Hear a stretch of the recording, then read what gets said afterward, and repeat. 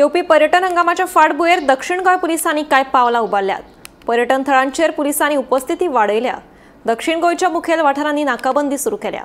दर्यादेग वाठारांतल्या पुलिसांक सादूर रावपाचे आदेश दिल्यात अशी माहिती दक्षिण गोंय पुलिस अधीक्षक टिकम सिंग वर्मान दिली। सेफ्टी के लिए हमने कई सारे कदम उठाए हैं।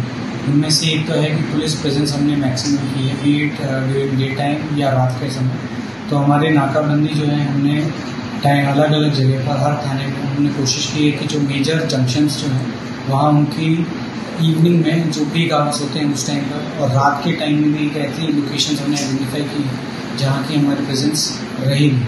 तो एक प्रेजेंस प्लस टूरिस्ट प्लेसेस पर पेट्रोलिंग और हमारे बाकी स्टाफ को ये इंस्ट्रक्शन दिए गए हैं कि they should be alert all the time.